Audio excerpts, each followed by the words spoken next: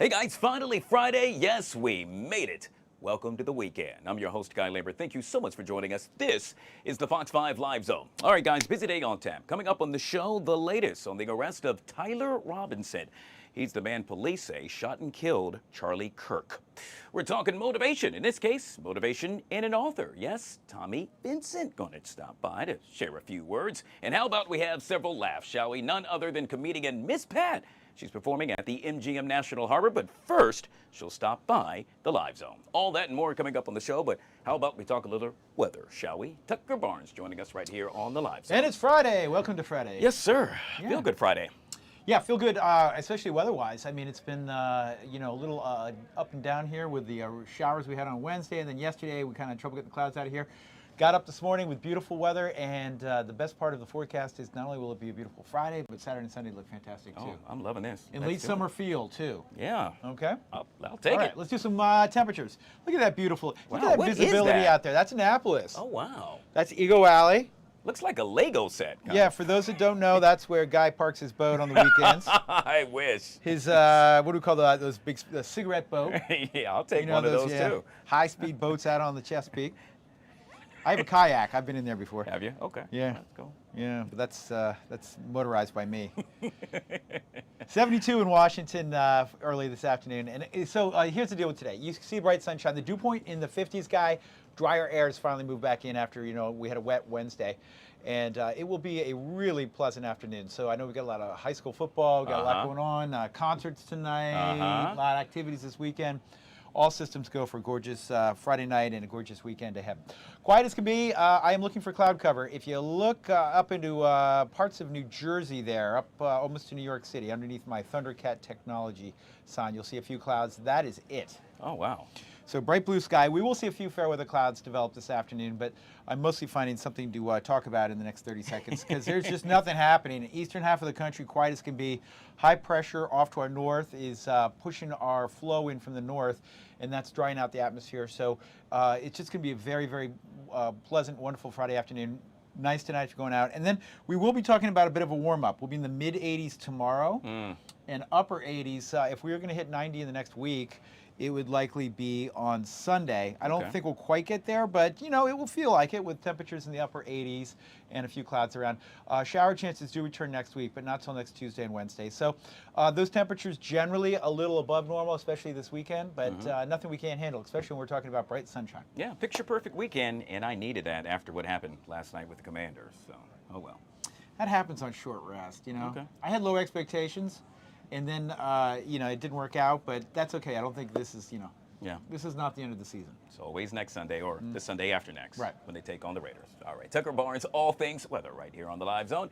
Hey, guys, if you haven't already done so yet, make sure you download the Fox Local app and take that forecast with you on the go.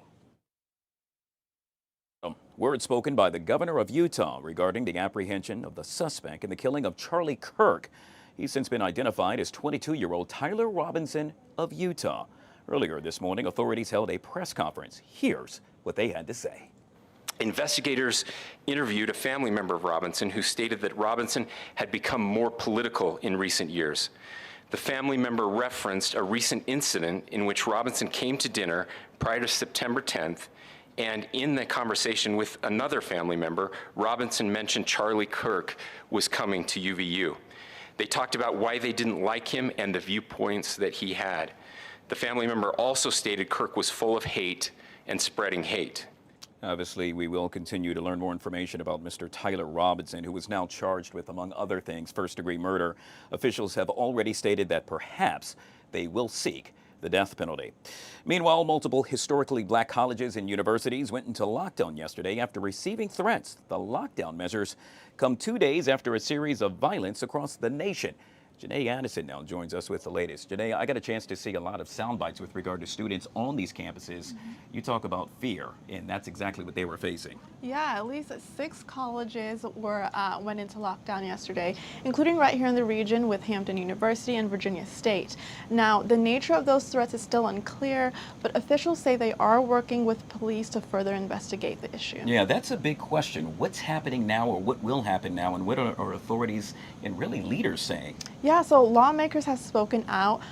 Those from the Congressional Black Caucus are calling on the DOJ to open up a federal probe into the matter. Now, this isn't the first time that HBCUs have been targeted. Back in 2022, more than 50 colleges received bomb threats. So again, this is a persistent issue, obviously during the heels of a very turbulent week here in the country. Well, we'll have to keep a close eye on that. I saw, yet again, a lot of parents concerned yesterday as they rushed to those schools to pick up their children. No parent wants to be in that situation. Janae Addison joining us right here on the Live Zone with the latest.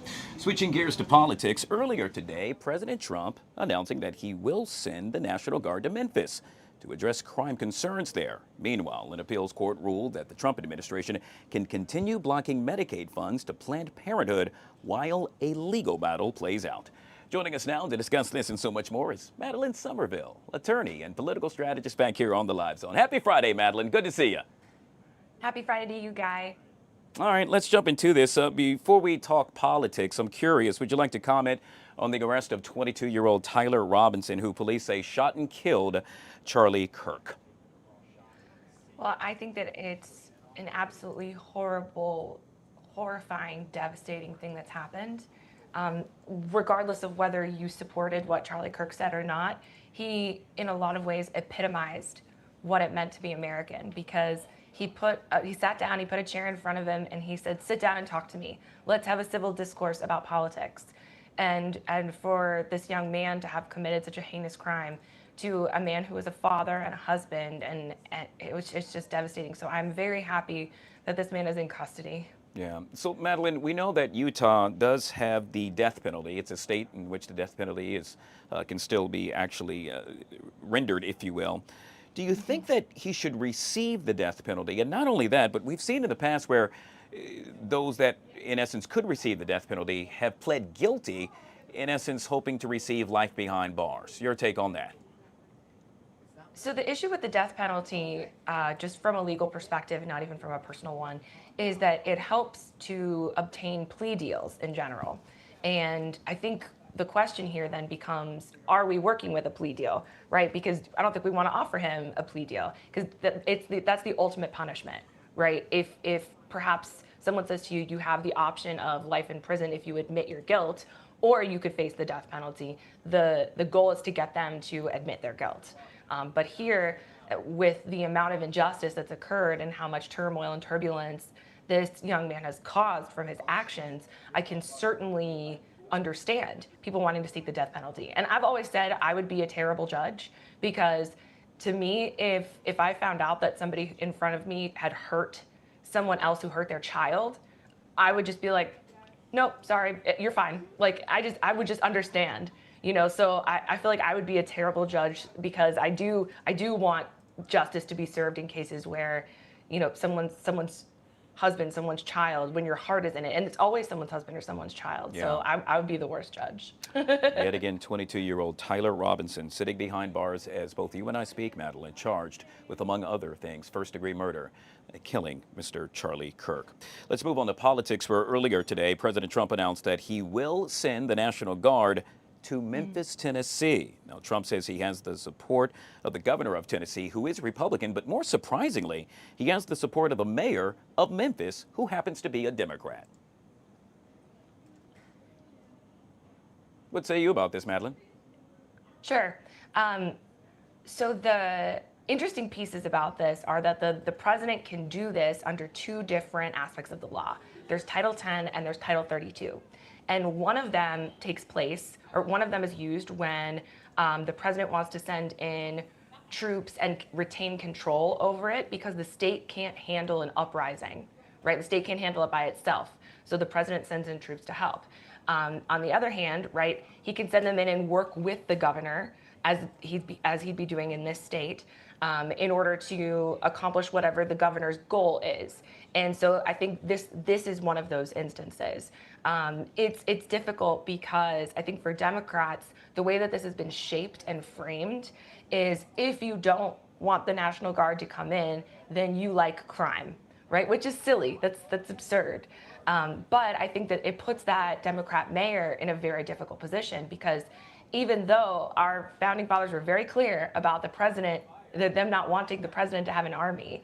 And actually, the official orders from the White House are that the National Guard being deployed to these 19 different states has, quote, nothing to do or is unrelated to Trump's crime crackdown, and their official orders are to do clerical work when they arrive.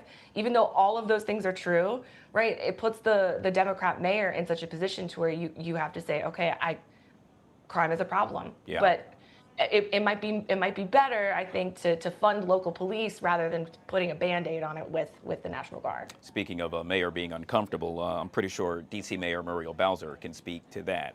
We also do know that more than 200 illegal guns now removed off the streets of Washington, D.C. Upon the installation, if you will, of the federal surge. So we'll have to keep a close eye on what happens in Memphis. Madeline, it's no secret an appeals court ruled that the Trump administration can continue blocking Medicaid funds to Planned Parenthood while a legal battle plays out. Now, President Trump is trying to defund the clinics, but in July, a federal judge ruled Planned Parenthood must be reimbursed for Medicaid funding. What are you thinking about this? So I just want to be clear for the audience and for the folks at home that a lot of times the decisions that the Supreme Court makes don't have anything to do with the underlying case itself, right? So sometimes if you hear like they blocked something or there's a stay on it, what that means is they're waiting for a lower court to make a ruling before the Supreme Court's going to make any ruling on the underlying case itself. So that's what's happened here. And in a lot of other cases, they just said we're going to keep things status quo in order to make that holistic determination underneath, and then we'll take a smaller issue up once it gets to our court. So in this particular case, I think when it comes to Planned Parenthood, the issue here is the religious freedom aspect, in that taxpayers shouldn't have to fund something that their religion doesn't believe in. But at the same time, these Planned Parenthood clinics also offer life-saving care to women in the form of mammograms or any other type of women's health treatment. And so I think, again, politics has played a big role here in convincing people of things that aren't true. But at the same time, protecting people's religious freedom matters. So it is a very difficult decision, but for now, the only thing that's happened is we've kept the status quo. Speaking of difficult decisions, we'll end with this, Madeline, and I'm referring to former Vice President Kamala Harris, her new book, to which she states, well, former President Joe Biden, quite honestly, took too long to make the decision to leave the office, and perhaps it was his ego that prevented him from doing so. I'm curious, your response to that? So this is a difficult one because I never thought that Joe Biden should have been the nominee. When I was sitting in the Georgia legislature in 2023 and 2024, trying to help people write speeches, I was like, we're going to lose, guys. We're going to lose. It's just going to happen. And so I don't know if it was his ego. I don't know what the storyline is or what they're trying to push. I do know that any tour like this, any book tour, is to try to garner votes, is to try to garner favor. So you always have to be suspicious of politicians in general, regardless of what side you're on. And this is an example of me saying, hey, I might be on one side, but I can be fair to both. Sure. So, you know, if it is an ego issue, I mean, it wouldn't necessarily surprise me, but I think it's also the Democrat Party struggling to do something different than what they expected. That just seems to be a really difficult thing for them to do, is to pivot and do something new. Yeah, it's really interesting that it's happening at this particular time. Yet again, we've been speaking with Madeline Somerville, attorney and political strategist. Always good to see you, Madeline. Good to see you too, Guy. Thanks so much. You bet. Make it a great weekend. Well, for more than 40 years, the Council for Court Excellence, they've been an advisor on D.C.'s legal system. With home rule up for debate on Capitol Hill, it's yet again the Council for Court Excellence to the rescue. You see, they have always been and continue to be concerned about proposals and actions that may harm rather than help district residents. Joining me now to discuss the aspects of D.C.'s criminal and youth justice laws in light of the recent congressional attention is none other than Tracy Velasquez, Policy Director at CCE, joining us right here on the Live Zone. Tracy, good to see you and welcome to the show. Thanks for having me. I got to tell you, it's been quite busy right here in the nation's capital. We know the federal surge has now come to an official end. The federal resources, if you will, minus ICE, well, they are still assisting local authorities, thanks to D.C. Mayor Muriel Bowser. But yet again, on Capitol Hill, all eyes happen to focus on Washington, D.C. 14, count them, 14 laws, in essence, up for debate. And I'm curious, your take on any or all of them? Well, thanks for having me on. The Council for Court Excellence has been following adult and juvenile justice issues and court issues for 40 years now. And for us, we've never seen such a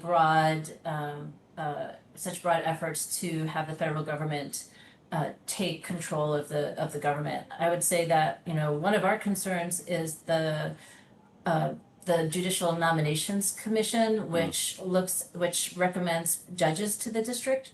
The DC court is unique in a local court of having federally appointed judges, and we've had a judicial vacancy issue for years now, which has been primarily because the Senate hasn't approved the nominations that the president has brought. We feel it's important that the commission stay in place because it provides an intergovernmental group that can vet judges to make sure they're qualified. And the president has a seat on this commission, his designee. And I would say that's one of the bills that we're watching closely. Can't forget about Title 16, in this case, charging youth as adults. This is a big one and it has a lot of folks concerned. Right. So when we looked at that, the district actually has fairly robust laws in this area. For example, we're one of only 13 jurisdictions where the prosecutor can directly file a youth in adult court. And there isn't, and unlike most states, they can't get waived back down through a judicial hearing. So we feel like the safeguards are in place right now and are concerned that, 14-year-olds, that's sort of middle school age, they just don't have the reasoning. They just don't have, the skills at this point in their lives to understand the consequences of their actions. I know if you have a middle schooler, remember middle school, they are very swayed by their peers and by taking risks and, being, big people on campus, and they make some bad decisions. But generally, youth age out of crime, and, if we can get them or keep them in the juvenile system, they get the services they need, right? Many of them have had experiences in their life which have been traumatic that need to be addressed. And, we want them when they're released, whether it's the juvenile system or the adult system, to become law-abiding, productive adults. And generally speaking, kids that young would get those services more likely in the juvenile system. Tracy, folks want to find out more information yet again about all that you all offer with regard to the Council for Court Excellence. How would one go about to do so? We have fact sheets on all of many of the bills that are up for debate next week at www.courtexcellence.org. All right. Yet again, we've been speaking with Tracy Velasquez, Policy Director at CCE. We truly appreciate your time. Thank you. You bet. All right, folks, we'll take our first break. On the flip side of that break, oh, it stinks to be a Commanders fan. Yes, we're talking Commanders. Coming up next with Zach Parnes, right here on the Live Zone.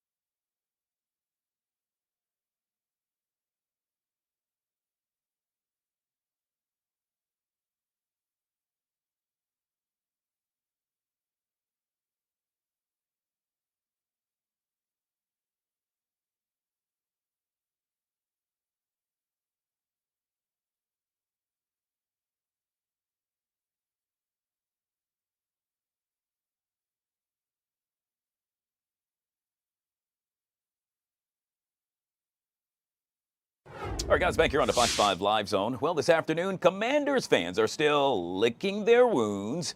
This after the Commanders fell to the Packers in Green Bay in a primetime matchup last night. Green Bay had an early lead, up 14-3 at the half, but Washington ultimately lost 27-18 at Lambeau Field. Joining us now to recap this and so much more is sports analyst Zach Barnes back here on the Live Zone. Good to see you, Zach.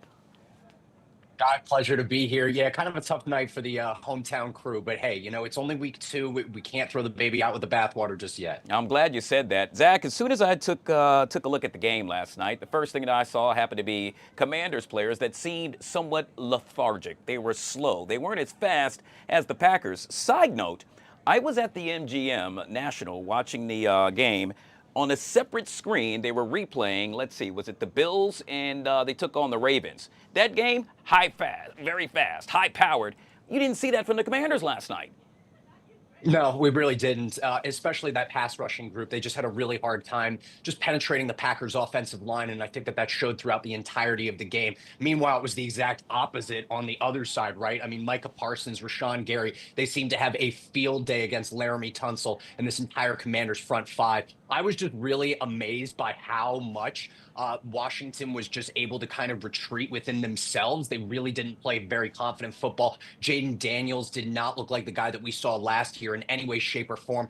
And ultimately, I just think that they have a lot of stuff to work on before they go back to the drawing board and actually take on the Las Vegas Raiders. I have a feeling that Dan Quinn and company are going to be very diligent in making sure they are properly prepped for Max Crosby and the Raiders next week. Yeah, to your point, they have not 1, not 2, but count them, 10 days, I believe, in order to get that right and to make sure that they show up and show out. You're right, Zach. It didn't appear to be a guy on the Commanders' sidelines like, hey, guys, let's get it together. This is not who we are. I didn't see that, and I think that reflects in the actual score. A lot of folks talking about the Green Bay Packers, that perhaps they can go all the way. And I hate to say it, but after seeing what they did last night, it's hard to argue that. Yeah, it really is. They look like an absolute wagon. I think maybe the things that just kind of maybe hold them back, Jaden Reed now with this collarbone injury confirmed broken, that's going to keep him out a long time. But by the same token, I mean, look at how many different guys Jordan Love was targeting last night, Guy. Yeah. I mean, it was absolutely unbelievable. Tucker Kraft, Dontavian Wicks, Romeo Dobbs, they all got involved in the offense. And ultimately, that's what allowed Green Bay to get over 200 yards of passing game going in the first half alone. You mentioned that 14-3 lead. I really felt like Washington's goal to be able to win this game was to come out and punch Green Bay in the mouth, and they just really were unable to do so. Zach Ertz was not as effective as Tucker Kraft. You can say the same thing for a number of the wideouts too for Washington. Terry McLaurin basically uninvolved until the second half of that game. But yeah, Guy, we got to give the due diligence to Green Bay right now. They look like a Super Bowl contender, especially with an all-pro in his prime now and Micah Parsons, who was much more involved in this game than he was in week 1 against Detroit and ultimately caused some of the mayhem down the field that just really constricted Washington's offense. Yeah, Zach, I have a feeling you could read my mind because I'm bringing Terry McLaurin up next. In this case, to your point, you're right. He wasn't targeted a lot. If I could recall, it happened to be, oh yeah, Noah Brown. Nothing wrong with him, but the last time I checked, it was Terry McLaurin that got the big check. So what gives here? Yeah, I just think he struggled early on. I don't know if it's a fact of not being involved in preseason games. I feel like for someone of his age, almost 30 years old, that it really shouldn't matter at that point. But by the same token, McLaurin and JD, they just don't seem to have the connection there. Deebo Samuel is the highest targeted receiver thus far for JD5 through these 2 games of the season.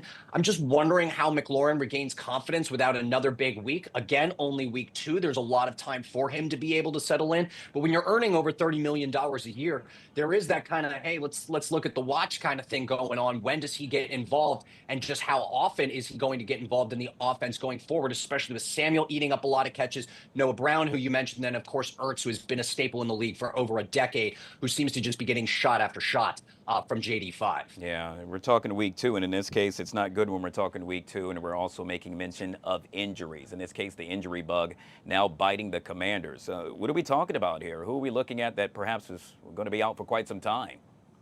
Yeah, Dietrich Wise suffering that injury last night after an extra point nonetheless, which is just a freak accident. You know, those things tend to happen. Linemen can roll some ankles here or there, but he's a serious concern going forward. Noah Brown had knee injuries throughout the week, but seemed to be pretty healthy last week. So that's kind of good news for Commanders. But I think that Wise is going to be something, especially that we look at when we're talking about Washington just being unable to maybe have the same sort of effective pass rush as other teams in the league. He was a cornerstone of that. Javon Kinlaw was kind of unaffected without Wise by his side in the second half. Now, granted, we could, again, tip the cap to Green Bay, give them the credit that they deserve, but ultimately, Washington just wasn't there. Bobby Wagner made a ton of tackles in the open field, but even he had difficulty blitzing when he was given that opportunity to do so. So I think the Wise injury is one absolutely worth looking at down the line. Fortunately for Washington, it doesn't seem like major playmakers are going to be injured going forward. Yeah. All right, Zach. Well, as we wrap up, what teams, if any, have really surprised you this far? And I know we're only in week 2, so it's probably hard to go ahead and make a decision.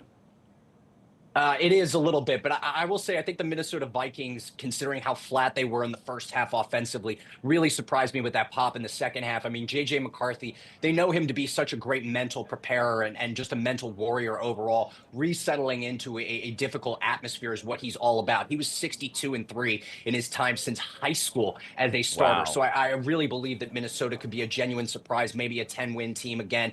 And then honestly, I know they lost, but the Dallas Cowboys, just how formidable they looked against the Philadelphia Eagles, you know, being able to contain what seems to be an unstoppable running effort from Jalen Hurts and Saquon Barkley. Dallas was still able to make plays down the stretch, and I feel like a lot of people threw them away the second they traded Micah Parsons away.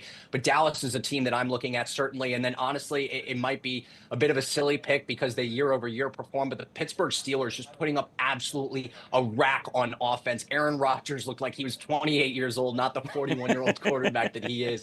So I'm definitely keeping an eye on them going forward and seeing what they can do against Seattle this week. Zach, love all of that with the exception of what you had to say about the Cowboys. But you know what? You're right. I said the same thing. Daggone it, they look good. And unfortunately, the Commanders have to play them not once, but twice. So I guess we'll have to wait and see what happens. Hey, Zach, saw you on the pregame last night. Saw you on Good Day this morning. Now you join us. Get some rest, my friend. You deserve it. Appreciate it, Guy. Take care. Yet again, Zach Parnes, sports analyst, joining us right here on the Live Zone. Folks, if you didn't know, we're telling you now, the Commanders are going to take on the Raiders next Sunday right here on Fox 5. That matchup will be a home game at Northwest Stadium. The game starts at 1 p.m. We'll take a quick break, and we'll be right back.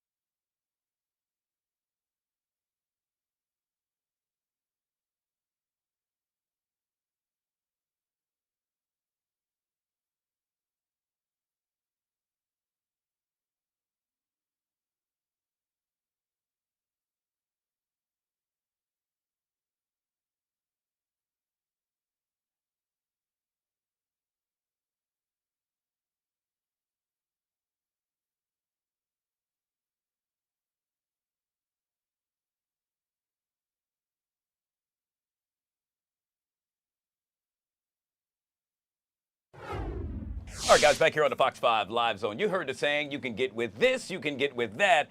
That's kind of funny. When it's extremely funny, you get with Miss Pat. Ladies and gentlemen, she's joining us right here on the Live Zone. Good to see you. Thank you for having me. It's been a while since I've been to D.C. and I'm ready to get in and get out, baby. I absolutely love your story. One of the things, and quite honestly, who has not been following you since the beginning of time, but one of the things that I love about what you do is you are truly authentic to the ATL. Well, I love my city. Yes, I do. And I love them Raggedy Falcons, but they're not Raggedy Falcons.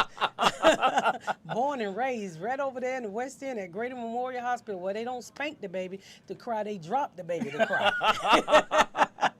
You are performing at the MGM National Harbor this weekend. But I think about that. I think about your stand-up. I think about you have, what, 8 million shows on TV right now? Just 2, I wish. I'm not Tyler Perry, but I wish. I think about your podcast. I think about radio. You have taught so many to reinvent themselves over and over again and make sure there's not 1, not 2, but in your case, 8 million revenue streams. Yes, you know what? I'm from the streets, so you can't depend on one income. You gotta keep making different things happen. Cause hey, one shut down, you like, okay, I lost that one, but I got 5 more. So I'm from the streets, and one thing you can't go to college to get is street knowledge. So I think that's why I've been successful in this business. Cause I'm not just gonna put all my baskets over in those shows, baby. I got touring. I got houses, I got all kind of stuff. I'm about to start baking cookies in a minute. You trying to take out Miss Patti LaBelle, huh? Yeah, no, I ain't trying. I'm just trying to join her. I ain't trying to take out no black sister, but I will make a mean chocolate chip cookie from YouTube. What does it mean to you to know that people consider you a woman of the people? Meaning, you're so personable. It's as if, I could just pick up the telephone and give Miss Pat a call. Yes, you can, because if you use your real voice, because I use your creditor voice with me. Don't call me with that fake voice. As long as you call me for real, I will answer the phone. And I love, I have the same phone number. Really? Yes, I do, from the beginning of time. And if you find my number and you play on my phone, you're going to get cussed out, and I will block you. As you should. Yes, I will. I'm not changing my phone number. Shoot, somebody might wake up, and need me. Yeah. Yeah, Well, one thing we need for sure is to continue to see you on the TV screen. I absolutely love the most recent show with regard to all you being almighty and, let's say, judging as you should. Yes, Miss Pat Sellers is in his 3rd season, coming out soon. I really like that little court show. Old people come up to me all the time with walkers and oxygen tanks and tell me how much they love that court show. Old people love a court show. So I did this one right here for the senior citizen, baby. They say I am Barack Obama at the senior citizen home. That is too funny. Yes. You're going to hit the stage tomorrow night. Yes. Obviously, we're talking about the MGM National Harbor. I was just there last night, by the way. I was watching the Commanders get their butts whipped there last night. Wow. But with that being said, what is it that's so different about your stand-up that separates you from everyone else? Honesty. I don't care what I share with you.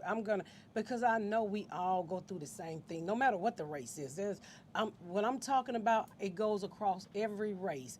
And that's what you're going to always get with me, honesty. Yeah. I don't know how to lie. Well, a little bit, but I'm not going to lie to you if you come out to the MGM Grand Harbor. I'm going to tell you the truth. It ain't a story I made up. Every story I tell, I have lived it. So make sure you come out, because at this time, we all need laughter. And I will say this for the women, please put on your panty liners, because I want you to use it. I'll side with you on that one. Did I lose you there? What I was going to say, I was going to end up in HR, but so I'm going to keep it real cool. I like your producer. She just looking straight ahead. She ain't got nothing to do with this, baby. She's so focused, it's ridiculous. Y'all must pay her good. I didn't even think she was real till she just smiled. You all right, producer? That's producer Emmy in a major way. It's funny because when I got a chance to, I can't remember what city it was in. You were on stage, and one of the things you did was you literally had a conversation with someone in the audience who was, I can't remember what city it was in, but what I got from that is the mere fact that you don't play around. If somebody says something to you that offends you any way, form, or fashion, and I thought to myself, wow, I don't really see that nowadays, but not with Miss Pat. No, I'm a black mama. I'm a black auntie. I'm a black grandmama. I'm a black woman. Don't come to my show playing with me, because if you talk to me, I'm going to talk back. You have people, come in and want to be a part of the scene, and I can't say what I want to say, but I will cuss you out and make you sit down. Because I tell people all the time, I left a black man at home with side teeth to be here tonight, and that is hard to come by. I see you still got your side teeth, but it's a lot of brother out there got a whole windshield missing on the side of their mouth. So you're not gonna come and play with me. I'm not to be played with. I don't play. Look at me. I don't exercise and I don't play. We're gonna end it with this, and that is, you are in the DMV, home of Mambo Sauce and/or Old Bay. Okay. And so the question is, which one is Miss Pat taking home with her? Old Bay, because I never heard of Mamba sauce. who make Mamba sauce? Well, it's a DC let's say it's something that DC truly loves, but we don't know what's in it. We're just gonna leave it at that. Okay, well I'm gonna go ahead and stick with the Old Bay sauce. Old Bay, the stuff that's gonna kill you slowly. Ladies and gentlemen, if you thought this was funny, it's going to be even funnier tomorrow. MGM National Harbor, 8 o'clock's the showtime, 8 right? o'clock. All you got to do is go to MissPatComedy.com and get your tickets. And guess what? The tickets are getting low. So make sure you get them because we're going to laugh. And I do a meet and greet. We're going to have a ball. And make sure you keep your act together or else you're going to get cussed out. You going to get cussed the hell out. Miss Pat joining us right here on the Live Zone. I truly appreciate you. Thank you. I appreciate you. We'll take a quick break. We'll be right back.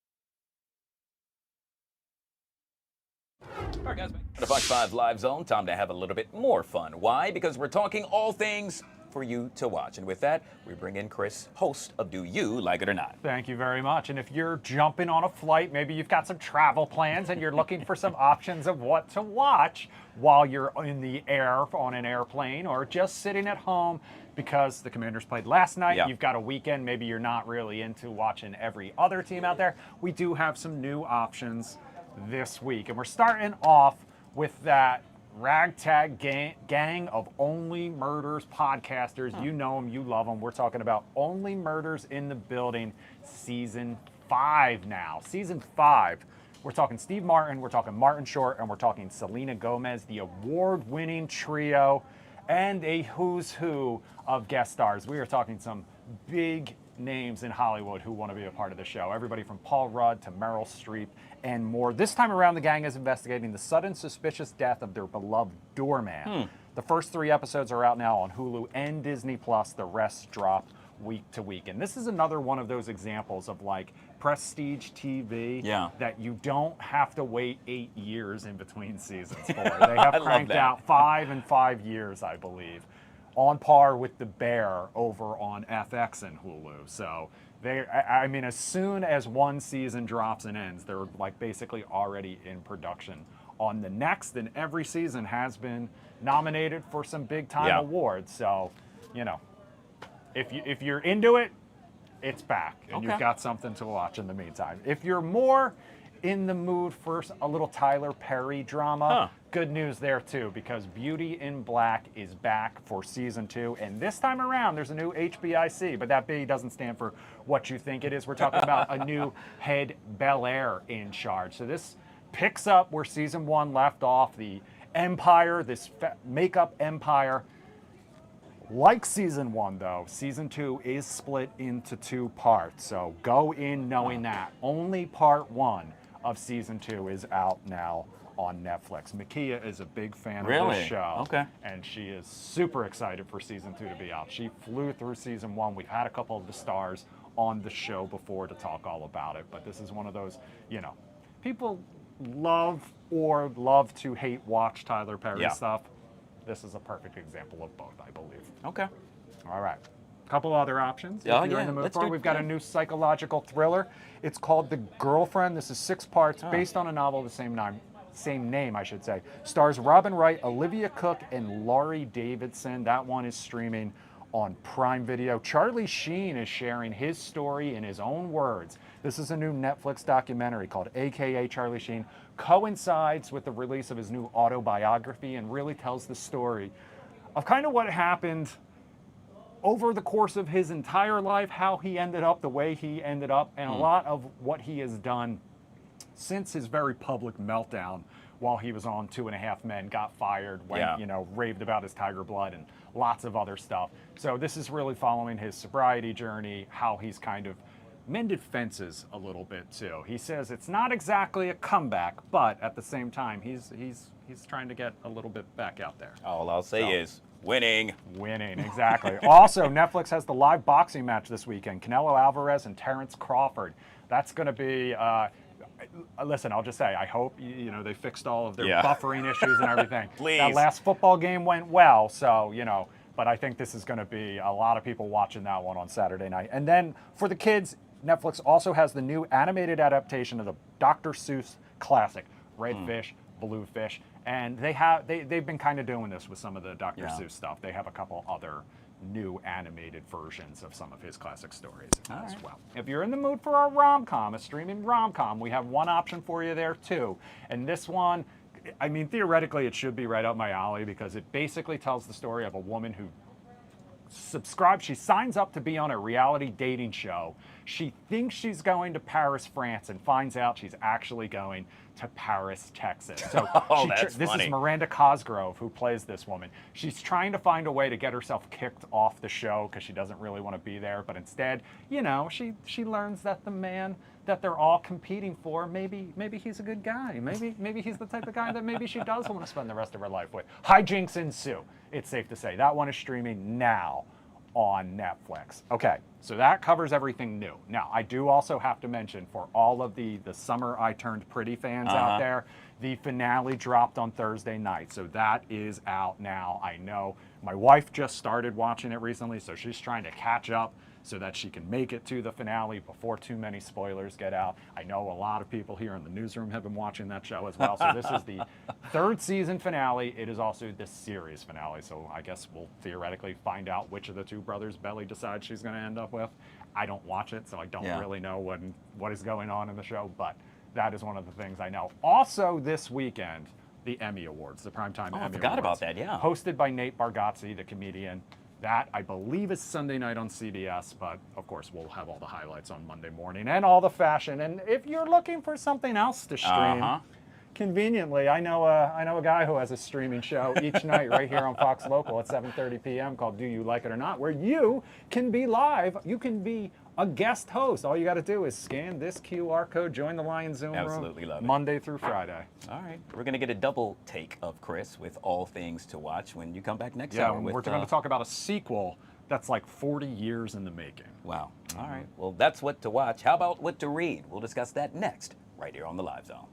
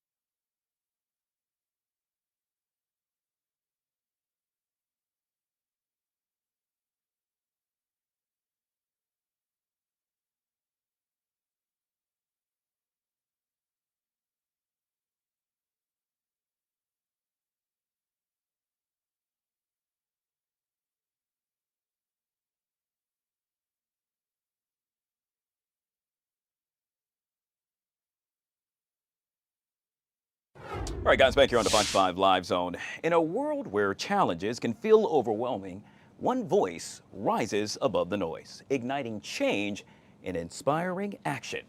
I want you to meet none other than TOMMI Vincent.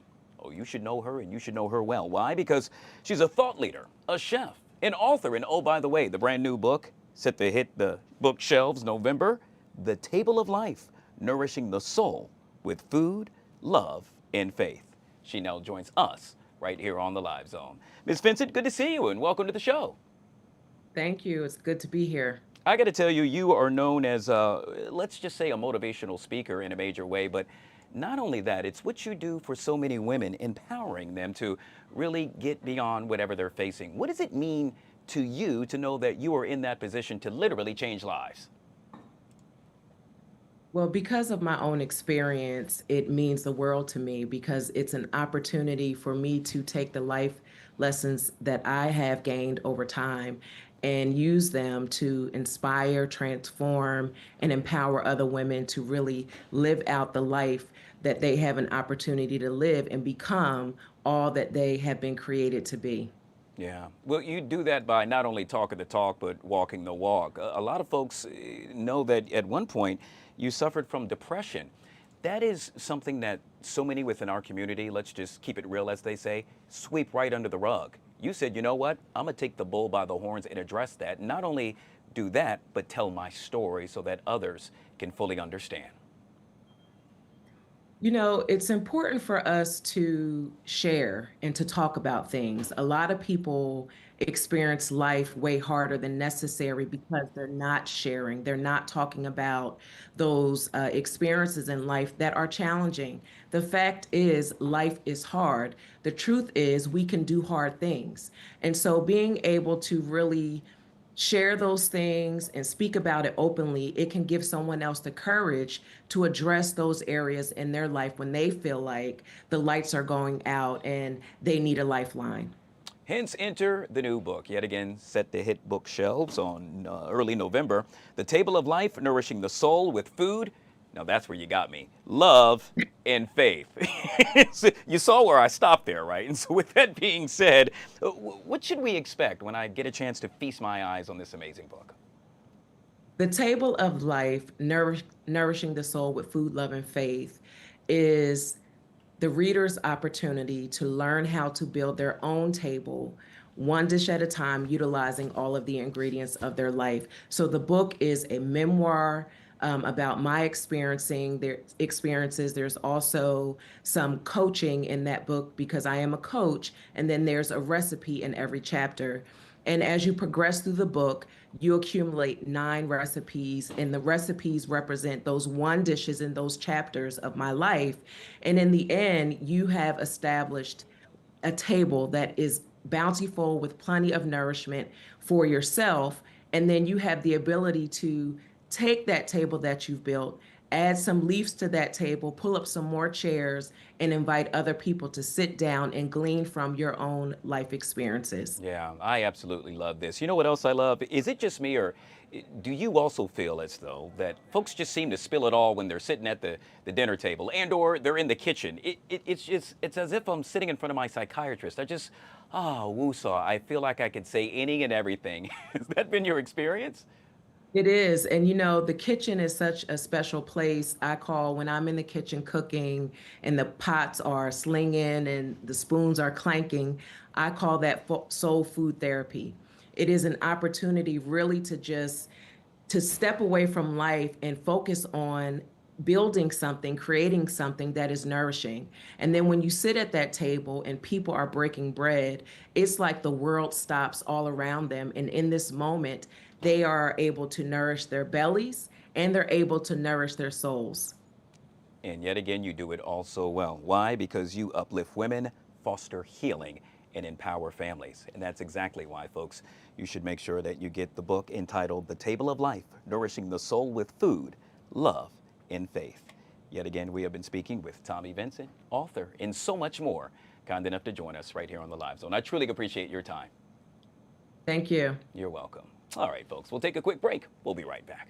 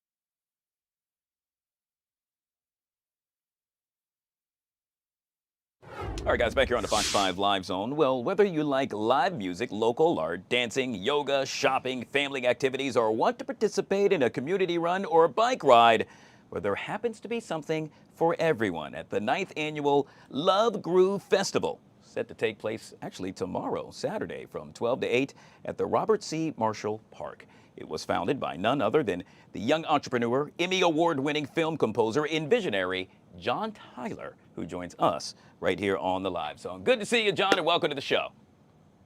Good to be here. That was the greatest intro of all time. Well, I appreciate that, my man. That's really cool. Thank you for that. Speaking of cool, I got to tell you, this is cool as well. As I was preparing to do that intro, I kept on singing in my mind, it's a groove thing. And in this case, it's definitely going to be a groove thing come tomorrow. What's to be expected? Yeah, absolutely. First, that's a classic. But tomorrow it's going to be an amazing community event. We're going to have a petting zoo, a bunch of animals for all ages to, to play with, to feed. There's going to be a giant grand performances. We're showcasing art from local visual artists that make sculptures, paintings, etc. It's going to be a community run, a community bike ride, and over 60 vendors. So something for everybody to do, along with a bunch of games and activities. Yeah. What's the overall goal, if you will? I mean, obviously, I know it's all about giving back in a major way, but does there happen to be something in specific that you're focusing on? Yeah, absolutely. It's a few things. One, to showcase, Baltimore culture, and represent us in the correct way, because online we get horrible rep, as I'm sure you know, along with to rebuild the Black Arts District, where we're having a festival at used to be the Black Hub for Creativity and has lost that meaning, but now we're bringing it back. Yeah, and obviously it's not only a party, but a party with a purpose. In this case, we're talking about the community run. Do tell. Oh yeah, absolutely. Running is a big part of my life, and I'm so happy to partner with 8 running organizations to organize this. So basically, for people who want to join the run, you just come to the festival, sign up, and they're just going to do a community run, a 1.5-mile run around the neighborhood. All right, so I could probably finish that, but I'm going to tell you, John, the other day I got a chance to hop on a bike for the first time in a long time. I didn't do too bad, and so perhaps maybe I could take part in the bike ride. Yeah, absolutely. So the bike ride is happening. It's starting at St. Mary's Park. It's going to be a full city tour bike ride, and that should be about a 45-minute ride. And that's one of my favorite components, part of the festival, because actually I pick biking over running any day. All right, but you know what? I'm going to choose over all of that because I have to exert a lot of energy. Well, I'll do that with this as well. That is enjoying live music, and that's exactly what you all are going to provide. Yeah, absolutely. And I'm also performing. We have a really amazing lineup from jazz to soul music to blues to rock to hip hop to salsa. It's a great variety of different genres of music, all by local and national acts. All right, so I'm sold. Folks that want to get their hands on tickets, do I have to purchase it? Can I just show up and show out? Do tell. Yeah, you can. It's free tickets. You can RSVP at lovegroovefestival.com. That has all of the information, including about parking, public transportation, how to get involved, and all the other details that you might need. But the event is completely free. So if you want to just pull up, you can. We're welcoming everybody. Yeah, yet again, we have been speaking with Mr. John Tyler, founder and Emmy Award-winning film composer. It's not every day, John, I get a chance to speak to someone that's gotten an Emmy. So you made my day, my friend. And yet again, he's a visionary as well, but most importantly, kind enough to join us right here on the Live Zone. I appreciate your time, my friend. Thank you, brother. Thank you for the opportunity. All right, guys, we'll take a quick break, and we'll be right back.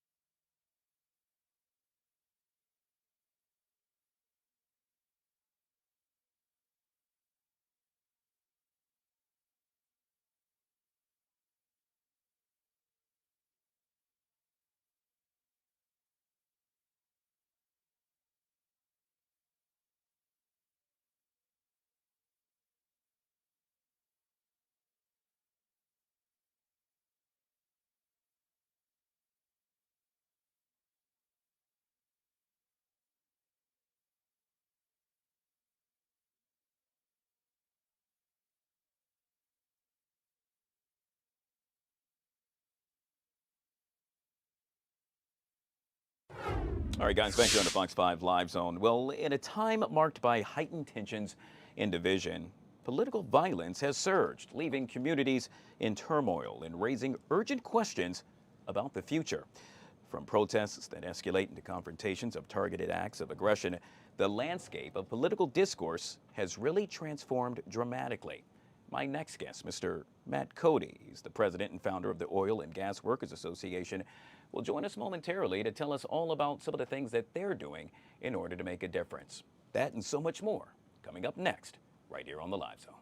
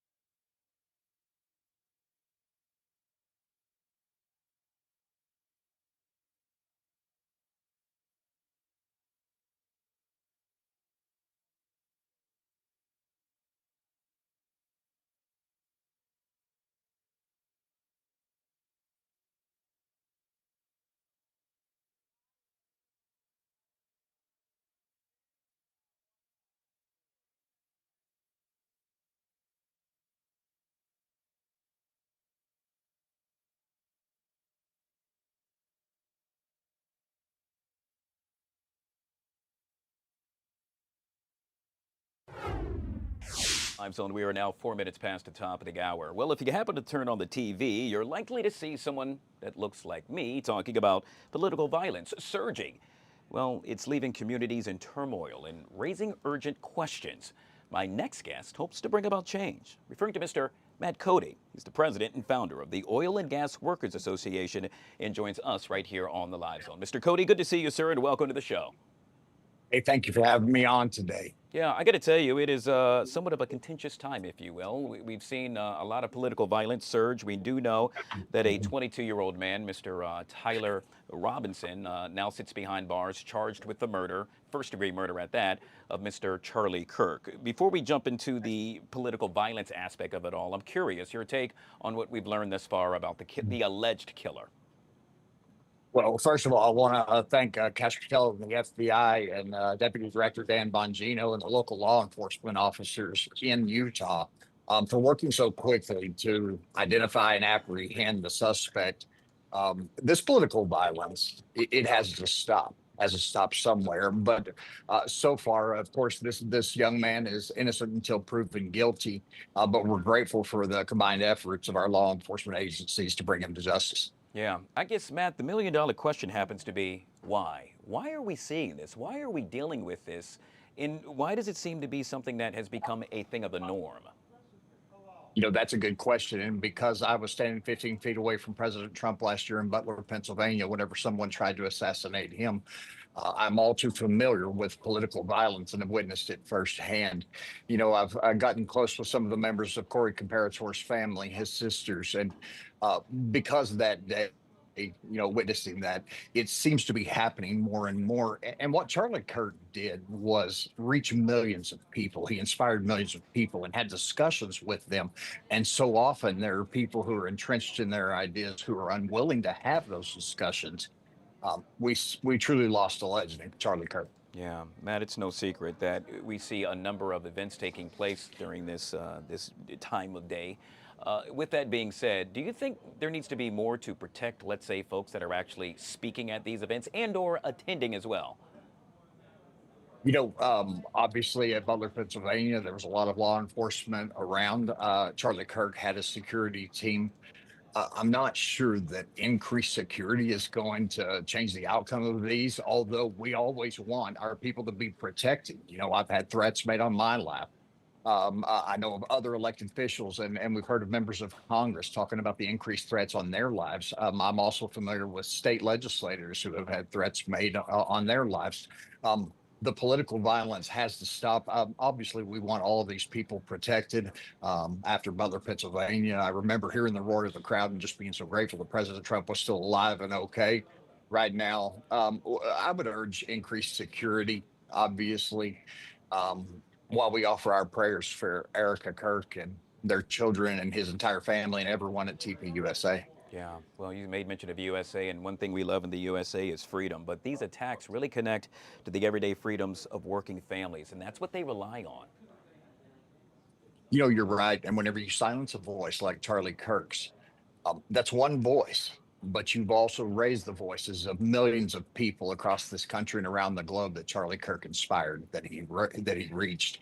And so while we won't hear Charlie Kirk's voice on a stage anymore, we will hear his voice through the millions of people that he inspired. And I really believe, and we've seen several people post about it, that this is the turning point for America. Yeah, and we'll end with this, Matt, and that is, you made mention of the turning point. Is it correct to say that no matter what side of the fence one sits on, we should never revert to violence? This should have never occurred if it is politically motivated? Absolutely. That's the best statement possible. I remember with one of the first interviews that I gave July 14th of last year, and I said, immediately, I wouldn't want Joe Biden assassinated. I wouldn't want Kamala Harris assassinated. That's where we need to be at in this country. Is regardless of party affiliation, regardless of how we voted in the past, regardless of how we feel about certain political opinions, political violence is never the answer. Mr. Matt Cody, President and founder of the Oil and Gas Workers Association, joining us here on the Live Zone. Thank you for your time, sir. Thank you for having us on. You bet. All right, folks, we'll take a quick break and we'll be right back.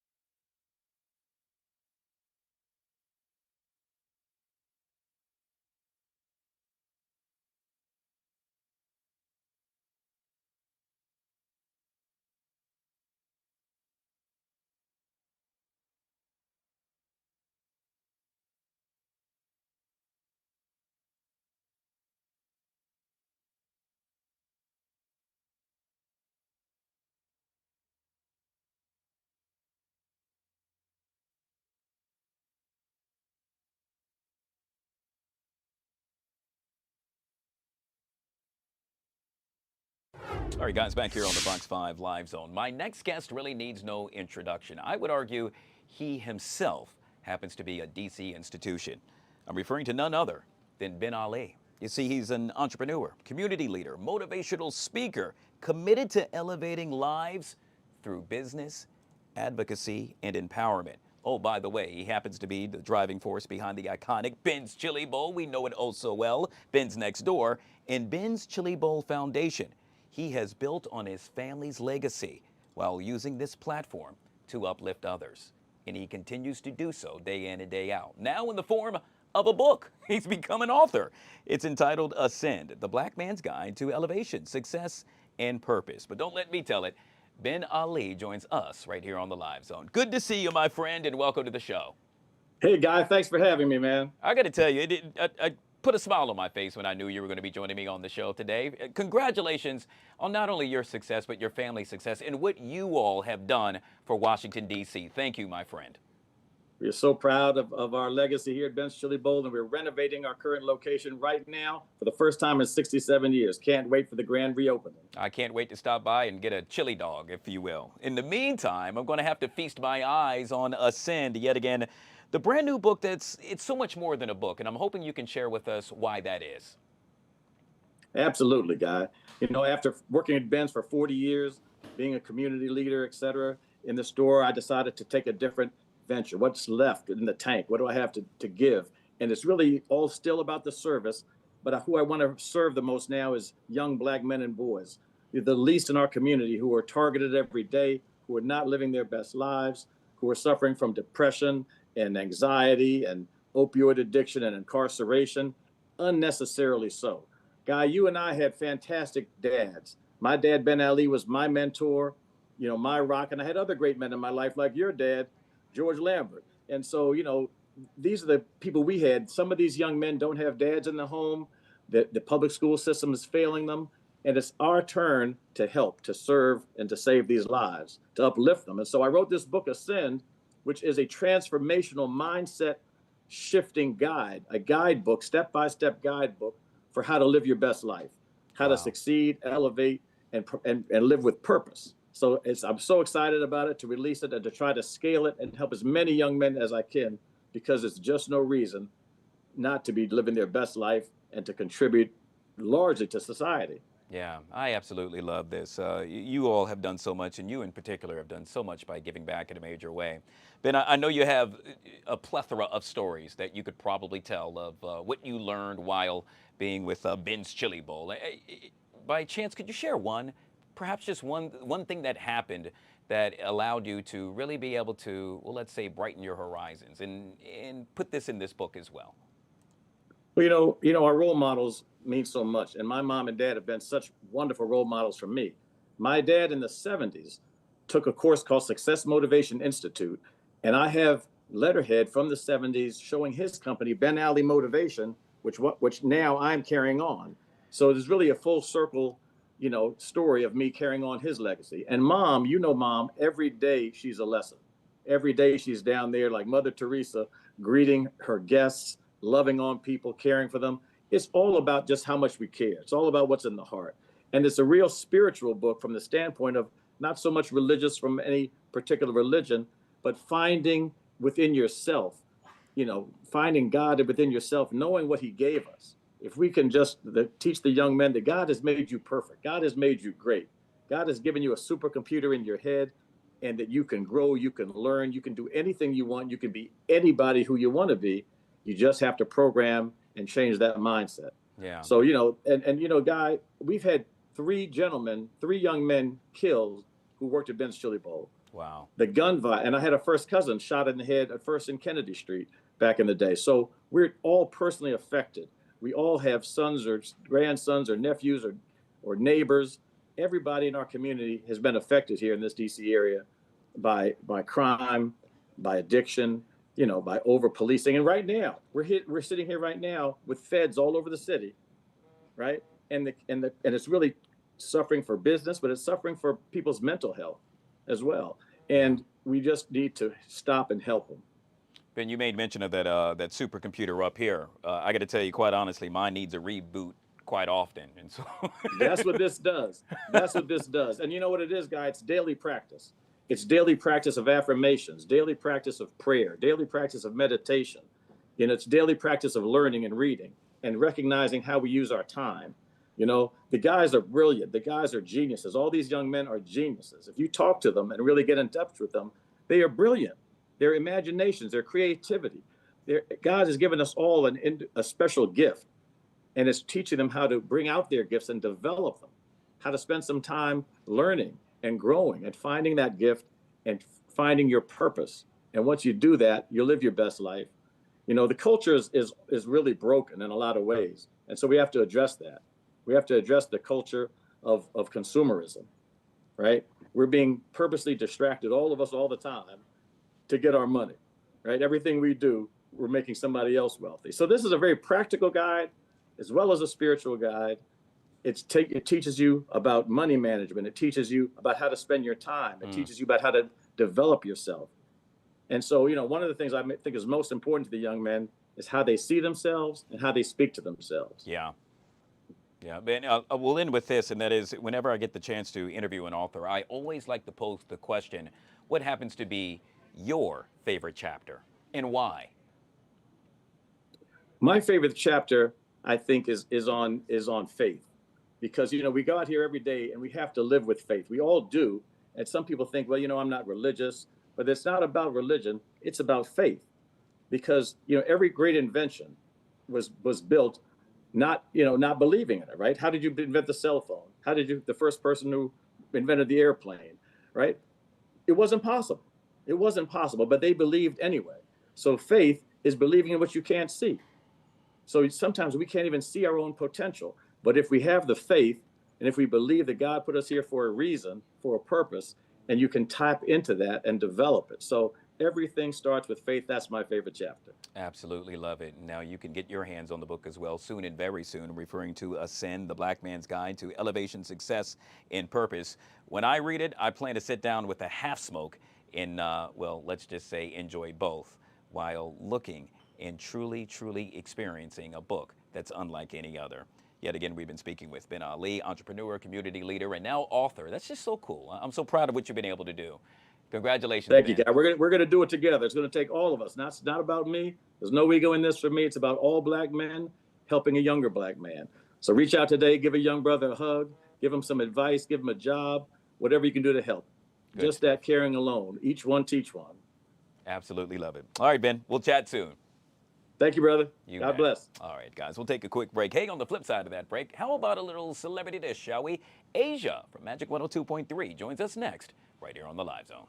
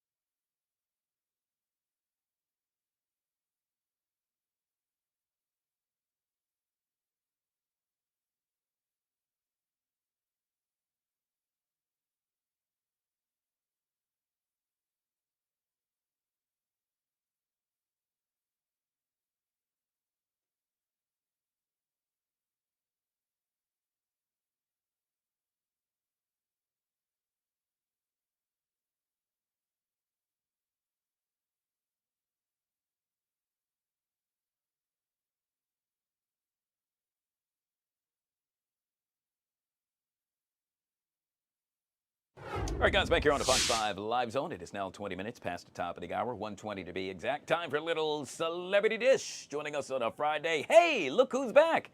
Asia from Magic 102.3 joining us right here on the LZ. What's up, my friend? What's up, Guy? Happy it's my Friday. birthday month. Happy Monday. So it's a Friday, actually. Yeah. Please don't tell me it's Monday. We're going forward, not backward, Asia.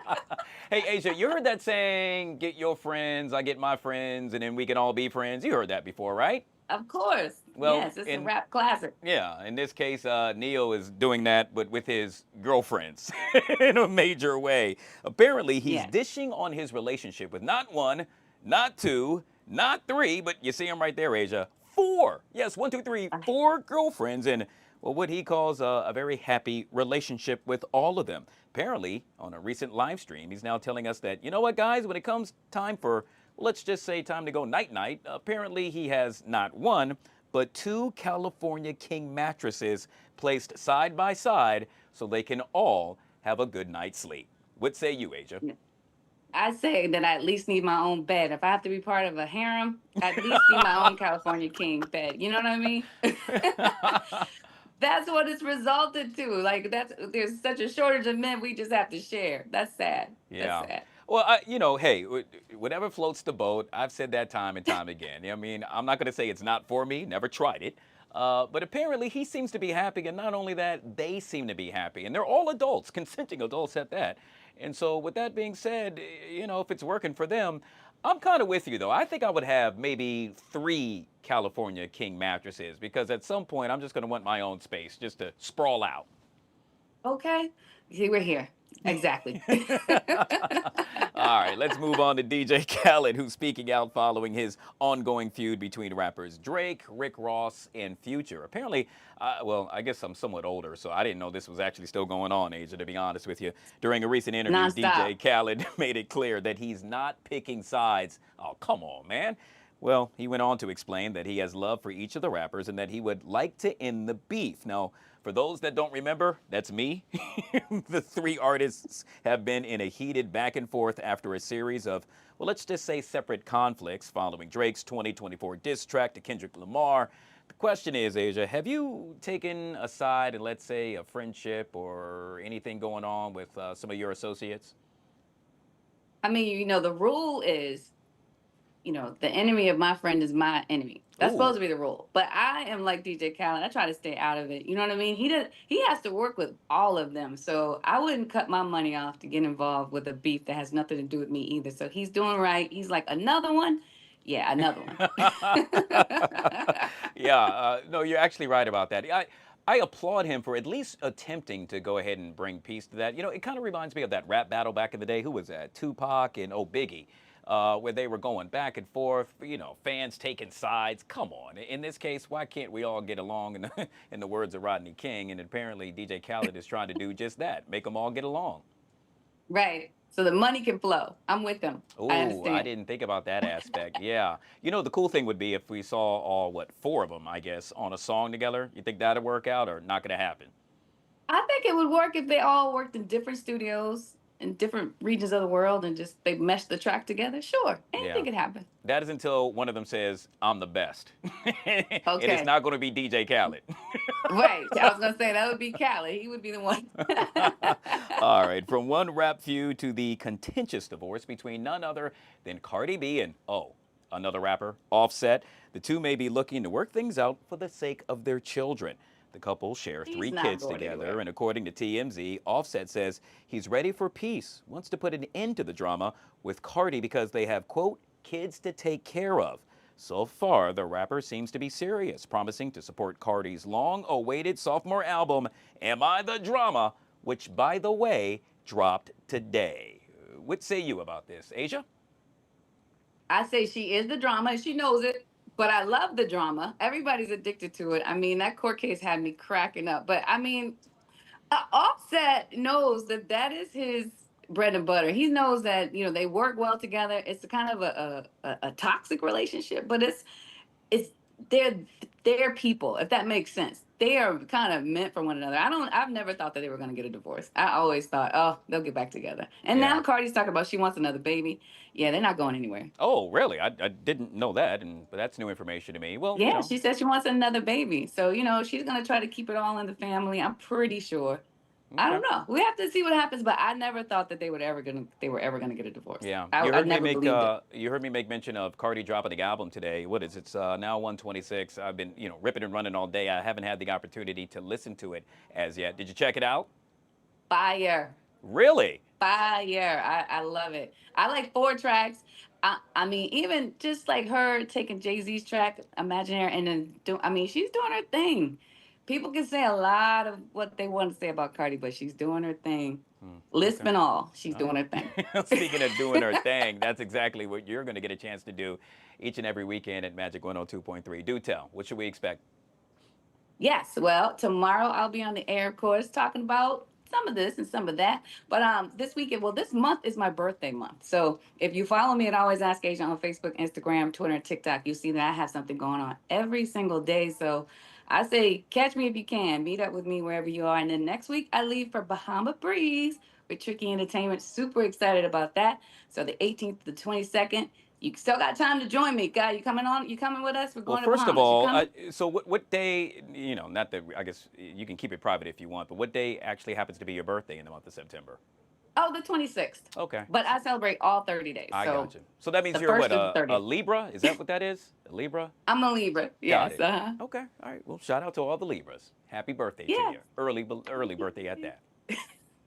Asia joining us right here on the Live Zone with the Little Celebrity Dish. We'll chat soon, Asia. Make it a great weekend. You too. All right, guys. We'll take a quick break and we'll be right back.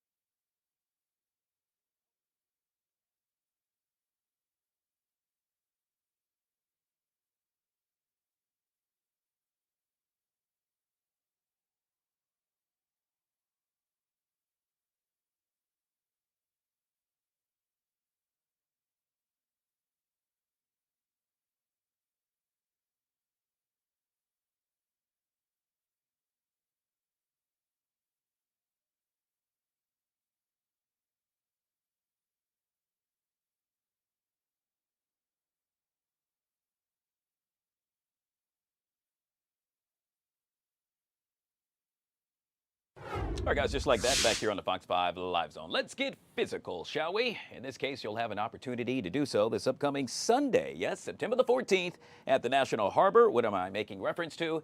It's the 5K Mamas on the Move. I absolutely love saying that, and I plan to say it several times.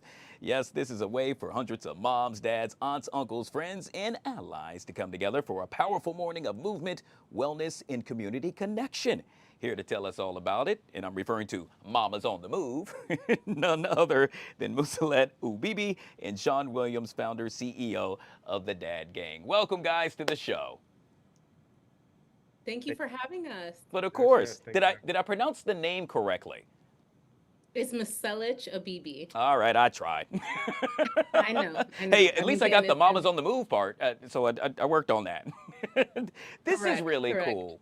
I got to tell you, I'm really excited about this because you all are giving back in a major way. In this case, not only focusing on health and all things wellness, but really focusing on, well, just that, a number of mamas, which is just so important within our community. How did this come to be?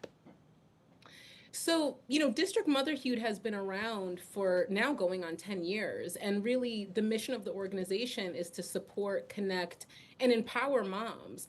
And so we've been building this community now over the past decade, and we felt like it's only right to transition into our first annual 5K. To really bring movement and joy and center, you know, both dads and moms, and the broader community, aunties, uncles, grandparents, and just, you know, community partners to get together for a good cause, celebrating moms and dads. Yeah, I love the portion about getting together, and that's exactly where the Dad Gang comes into play. Sean, at what point did you say, you know what, we too need to take part? Oh, well, absolutely. We've been marching, doing our dad walk since 2018. And our goal was really just to bring dads together to form community. A lot, you know, when men come into fatherhood, they don't usually have a community or a supportive group of guys around them that are all on the same, you know, frequency in terms of what they're doing with fatherhood. So this is really our aim to continue building that community and engaging dads, whether it's DC or, you know, other states across the nation. Yeah, Musalet, I love the story with regard to where you started. I'm making reference to that whole Drake thing. Started from the bottom, now we're here. In this case, you all have done that in a major way. More than 45,000 members now. That's right. That's right. And I think, you know, it speaks to the desire and need for community. You know, we weren't built to do life alone, and we sure weren't built to do motherhood alone or parenthood alone. And so, you know, I think this just speaks to the need for, you know, spaces where moms can feel safe, they can feel vulnerable, they can open up, they can share, you know, their concerns, their joys, their wins, and just really center, you know, themselves and their children and their families and communities. Yeah. All right. So what's to be expected when I show up this upcoming Sunday, yet again, September the 14th, for the 5K Mamas on the Move? What will I be surrounded by? What will I see? You will see a lot of fun. You'll see a lot of joy. You will see a lot of community engagement, community leaders. We have a lot of things in the works for Sunday. So it should be a day full of joy, a day full of fun. We'll have arts and craft projects for the kids. We'll have some fun activities for the parents and other community leaders that come as well. And so we just expect it to be a day full of movement, joy, celebrating community. Yeah. And as we wrap up, Sean, for you, what will you deem success? What is it as you drive home following the event that you're going to be smiling from ear to ear about, knowing that, well, that you really brought about change? Oh man, honestly, it's just the vibe that I get in there. A lot of connections are made. You know, we say it takes a village to raise a dad as well, not just to raise a baby. So when I see these dads connecting and exchanging numbers and, you know, their families and friends playing, it really fills my heart with joy just to know that we are building a community within the community. But I do want to give a point of clarification for the dads that are attending. We won't be at the harbor. The mamas will be at the harbor. The dads will be at the MLK Monument in Washington, D.C. So there are two simultaneous events happening at the same time, but in two different locations. So I just want to make that point of clarification. No, I absolutely appreciate that and absolutely love that. I would hate because, quite honestly, I was going to show up at the National Harbor. And so if you're rocking with the dads, we'll be in D.C. at the monument. No doubt, and I plan to do that, hopefully, in a major way. Guys, thank you so much for what you're doing. You know, I've said this before. So many folks talk the talk, but don't walk the walk. The both of you are doing just that. So thank you for what you're doing. Thank you. Thank you very much. Thank you. You bet. All right, folks, we'll take a quick break. Tony P joins us next for our Friday Talkers right here on the Live Zone.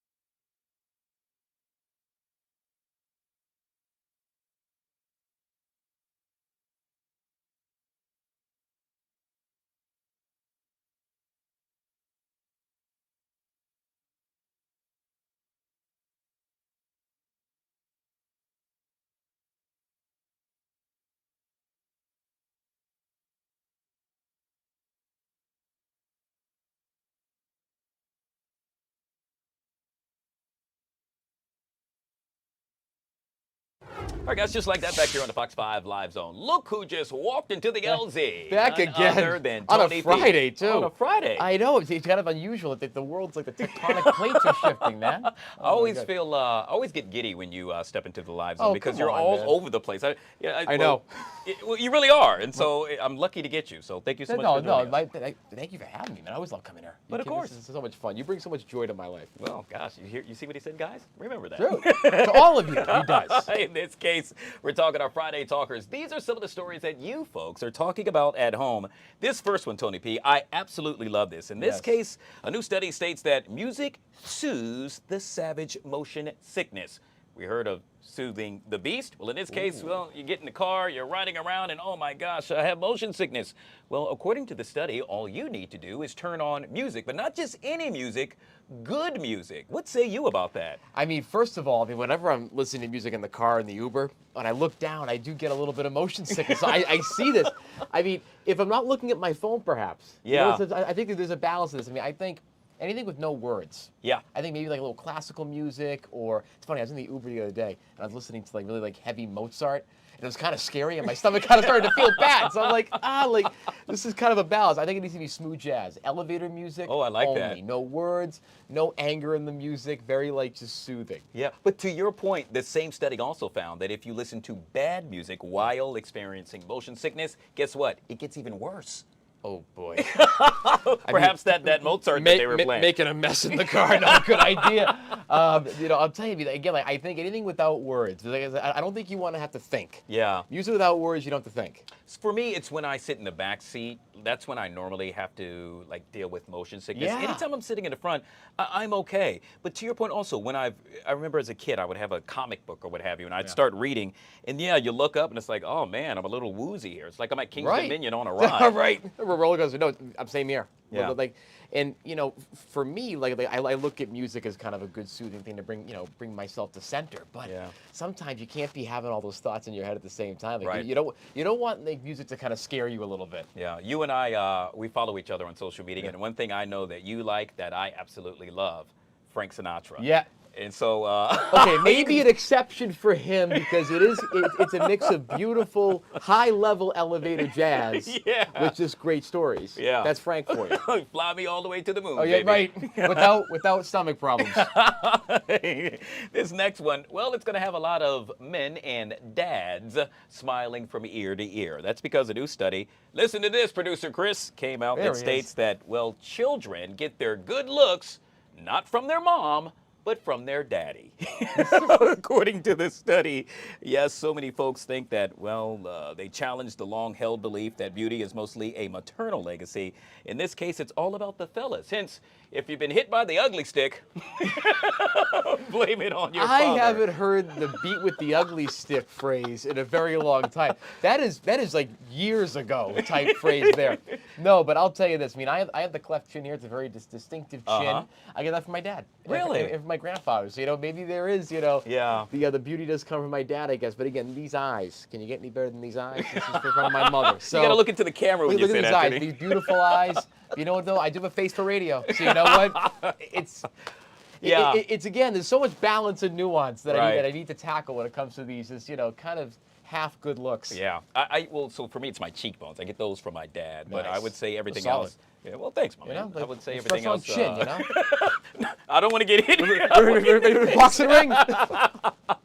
Hey, we'll end with this one, and that is today is a very special day. Why? Because today happens to be National Video Game Day, a day in which so many kiddos and, quite honestly, adults get a chance to plop down in front of the TV and will start playing their favorite video game, which leads me to this, Tony P. Yes. Your favorite video game of all time. Of all time. So I never played anything that was like War or like Call of Duty. I loved Madden.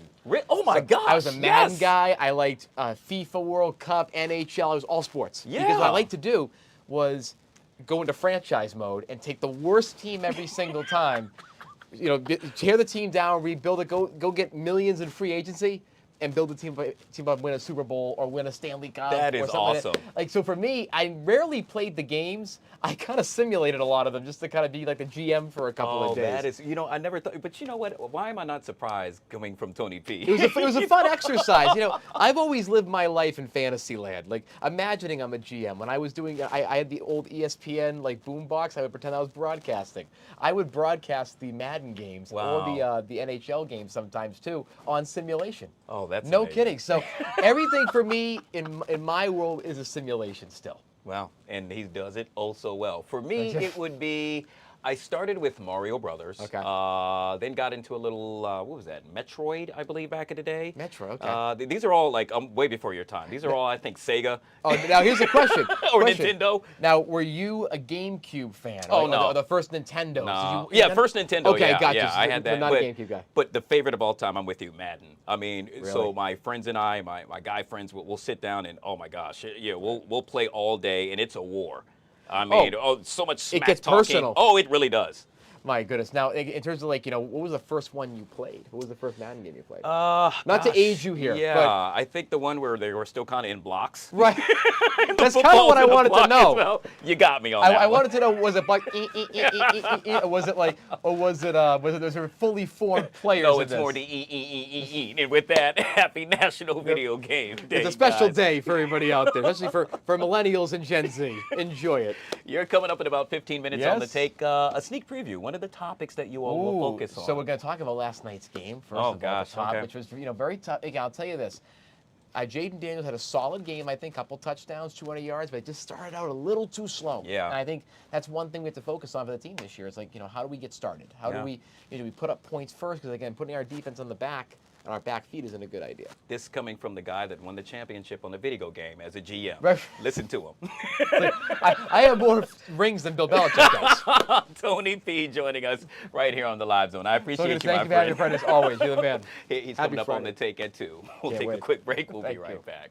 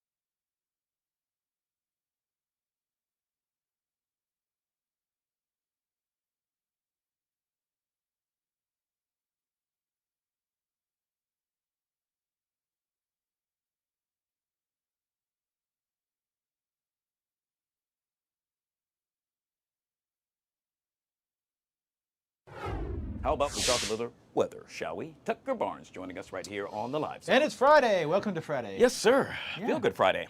Yeah, feel good, especially weather-wise. I mean, it's been, a little up and down here with the showers we had on Wednesday, and then yesterday we kind of had trouble getting the clouds out of here. Got up this morning with beautiful weather, and the best part of the forecast is not only will it be a beautiful Friday, but Saturday and Sunday look fantastic, too. Oh, I'm loving this. And late summer feel, too. Yeah. Okay. I'll take All right, it. let's do some temperatures. Look at that beautiful, look Wow, at that what is visibility that? out there. That's Annapolis. Oh, wow. That's Eagle Alley. Looks like a Lego set. Yeah, for those that don't know, that's where Guy parks his boat on the weekends. I wish. His, what do we call those big, the cigarette boat? Yeah, I'll take one of those, too. High-speed boats out on the Chesapeake. I have a kayak. I've been in there before. Have you? Okay. Yeah. Let's go. Yeah, but that's motorized by me. 72 in Washington early this afternoon. And so here's the deal with today. You see bright sunshine. The dew point in the 50s, Guy. Drier air has finally moved back in after, we had a wet Wednesday. And it will be a really pleasant afternoon. So I know we got a lot of high school football. We got a lot going on. Concerts tonight. A lot of activities this weekend. All systems go for a gorgeous Friday night and a gorgeous weekend ahead. Quiet as can be, I am looking for cloud cover. If you look up into parts of New Jersey there, up almost to New York City, underneath my Thundercat Technology sign, you'll see a few clouds. That is it. Oh, wow. So bright blue sky. We will see a few fair weather clouds develop this afternoon, but I'm mostly finding something to talk about in the next 30 seconds because there's just nothing happening. Eastern half of the country, quiet as can be. High pressure off to our north is pushing our flow in from the north, and that's drying out the atmosphere. So it's just going to be a very, very pleasant, wonderful Friday afternoon. Nice tonight if you're going out. And then we will be talking about a bit of a warm-up. We'll be in the mid-80s tomorrow and upper 80s. If we were going to hit 90 in the next week, it would likely be on Sunday. I don't think we'll quite get there, but it will feel like it with temperatures in the upper 80s and a few clouds around. Shower chances do return next week, but not till next Tuesday and Wednesday. So those temperatures generally a little above normal, especially this weekend, but nothing we can't handle, especially when we're talking about bright sunshine. Yeah, picture perfect weekend, and I needed that after what happened last night with the Commanders. So, oh well. That happens on short rest, Okay. I had low expectations. And then, it didn't work out, but that's okay. I don't think this is, this is not the end of the season. It's always next Sunday or the Sunday after next right, when they take on the Raiders. All right, Tucker Barnes, all things weather right here on the Live Zone. Hey, guys, if you haven't already done so yet, make sure you download the Fox Local app and take that forecast with you on the go. All right, we've got about 8 minutes left in show and wanted to, actually talk about what to watch this weekend. Join yet again with Chris, host of Do You Like It or Not? No, we talked streaming options before, and now we're talking about some options to go see in the theater. And nostalgia is the name of the game this weekend because we are talking about some throwbacks and some movies that you grew up with. Ooh, I'm excited about this. All right. We're going to start off with one called The Long Walk. This is in theaters now. Excuse me, it stars Cooper Hoffman, who is the son of Philip Seymour Hoffman, and it also stars Mark Hamill, who you know better as Luke Skywalker. This is based on a Stephen King novel from back in 1979. He wrote it under a pseudonym, and it tells the story set in a dystopian future where every year 100 teenage boys have to take the long walk. They're forced into what is basically a death march. They need to maintain a speed of 3 miles per hour. If you fall under it, you are killed. What? Yeah. Wow. And there is no end to this march. It is just the last man standing. So a little bit of that like Hunger Games element to it. It's getting very good reviews. Like I said, that one in theaters now, The Long Walk. Very interestingly, I did see a social media post about this. They had a screening for like influencers and they set up treadmills instead of seats, and they had everyone have to walk at 3 miles per hour for the duration of the movie. And if they failed, they were kicked out. Oh, that's good. That's a pretty good promotion for the movie. Yeah. All right, so that's out now. I mentioned when we were talking about some streaming options, a new movie out this weekend that is a 40-year wait, because we are talking about Spinal Tap 2. If you're not familiar, This is Spinal Tap was a mockumentary that came out in 1984, and it told the story of what was supposed to be England's loudest band, setting out on their American tour. Rob Reiner played the director. He also directed it in real life. This movie is supposed to be a reunion / farewell concert, and the director, who again Rob Reiner plays while he also directs the mockumentary, gets back together with the band Spinal Tap to record this one final show. Some other big names in this movie, Paul McCartney. You also saw Elton John in there and some others. This is, of course, Christopher Guest, Michael McKean, and Harry Shearer. They were the three main members. They are also a comedy group. They were in SNL, they were in Second City, and they have made several other of these mockumentary movies, including like Best in Show and The Mighty Wind, all classics. This one kind of getting mixed reviews, I would say. One critic called it the longest Super Bowl commercial you've ever seen because it just has that sort of nostalgia to it. It has these aging rock stars. Most famous, again, if you've never seen Spinal Tap, it may be best known for the "this one goes to 11" joke where they're talking about their amplifier, and when they need to just be a little extra, a little louder, they turn it to 11, and they ask why not just make 10 louder. And it says, this one goes to 11. All right, speaking of nostalgia, for all of the fans of the upstairs, downstairs dramas, Downton Abbey is back for one last ride. The grand finale, this is the third movie in this series that started off on PBS or wherever you watched. I never did, so I never really got into this, but I know for fans, it's definitely a little nostalgia. It's set in a different time. Very royal, very regal. This movie is supposed to be the final chapter in this series. Most of the OG cast is back and some new faces as well. You can check that one out in theaters as well. And then I mentioned a little nostalgia, something we grew up with, because Toy Story is celebrating its 30th anniversary. It actually hit theaters originally back in November of 1995, but it's back in theaters this weekend to celebrate the 30th anniversary. Obviously, it has gone on to have several sequels. I believe Toy Story 5 is currently in the works, so this has been a part of our lives for 30 years. Tom Hanks, Tim Allen, Jim Varney, Sean, what's his name? Sean, I can't even remember. The guy who was the voice of the T-Rex, Sean Wallace, something like that. I mean, just a who's who of celebrities behind it. And also one of those major Pixar, I mean, it put Pixar on the map for sure. And obviously also just has a spot, I think, in not only pop culture, but in a lot of people's childhoods, their hearts. And one of those ones that I think adults enjoy just as much as the kids do. Yeah, it's a great project. And so have been all of the, all of the sequels have been excellent as well. And I mean, you know, I've basically grown up with these movies. 30 years ago, I was, 11 years old? So I think I saw this when I was in 4th or 5th grade for the first time. And, you know. Yeah. All right. Got to put the toys away sometime, I guess. Well, that's what they tell us. Or take them with you to the movie theater when you go check out these movies this weekend. Truly appreciate you. Thank you, sir. What to watch right here on the Live Zone. Speaking of what to watch, don't forget to watch him tonight, 7:30. Do you like it or not? We got about 29 seconds left. Chris, what are we talking about today? I got to go over and do the Take It too. So I'm going to leave you behind. Producer Chris. Coming up in... really about 2 minutes or so on the Take It 2. Hey guys, we truly appreciate you watching us. We do it from 12 to 2 each and every day. On behalf of my producer, Emmy, I'm Guy Lambert. The Take with that guy who's running over there right now, producer Chris, coming up next right here on Fox 5. Make it a great weekend.